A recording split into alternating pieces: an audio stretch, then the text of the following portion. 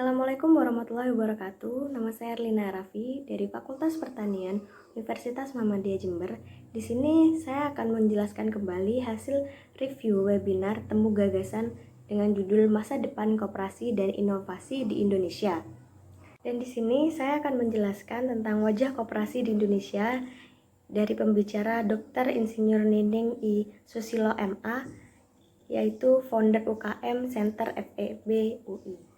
Sebenarnya, koperasi di Indonesia sangatlah banyak, namun koperasi yang tidak aktif atau abal-abal juga demikian.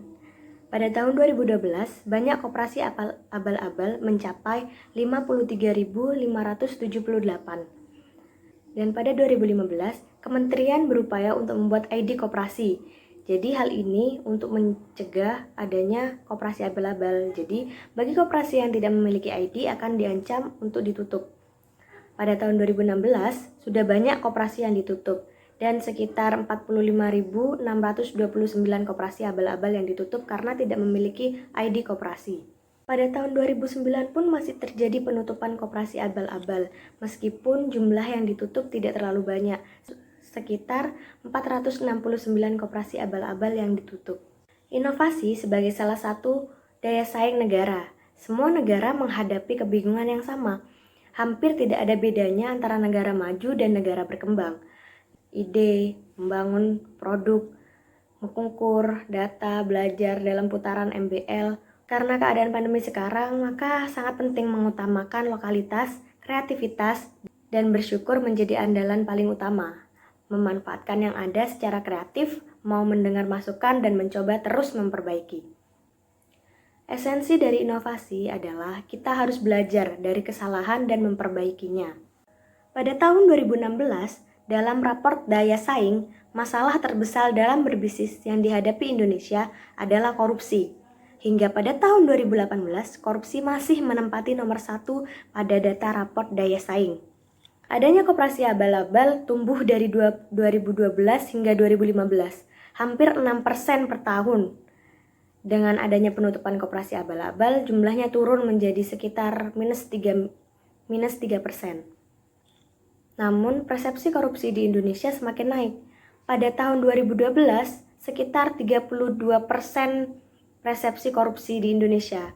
Dan dalam rentang waktu 2012 hingga 2015, ada sekitar 40% korupsi di Indonesia. Ini adalah sesuatu hal yang sangat berpengaruh bagi bertumbuhnya koperasi di Indonesia. Sejak zaman Soeharto, yang terjadi adalah Dewan Koperasi Indonesia diberi dana APBN. Sejak saat itulah, keretakan terjadi pada konstruksi koperasi. Banyak yang beranggapan bahwa membuka koperasi perlu kekuasaan atau kita perlu dekat dengan kekuasaan, dekat-dekat dengan orang yang memiliki kekuasaan agar kita mendapatkan dana APBN untuk membuka koperasi.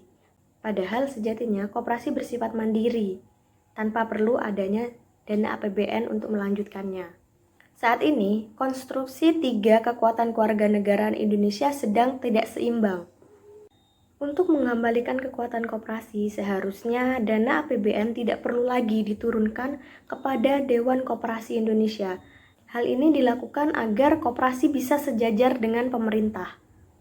Penyebab berhentinya koperasi di tubuh Indonesia salah satunya adalah karena gerakan ekonomi koperasinya dikooptasi oleh sekelompok orang, dan dengan adanya dana APBN, koperasi tidak bisa sejajar dengan pemerintah dalam negara. Sekian penjelasan dari hasil review webinar Temu Gagasan Masa Depan Koperasi dan Inovasi di Indonesia. Kurang lebihnya mohon maaf. Wassalamualaikum warahmatullahi wabarakatuh.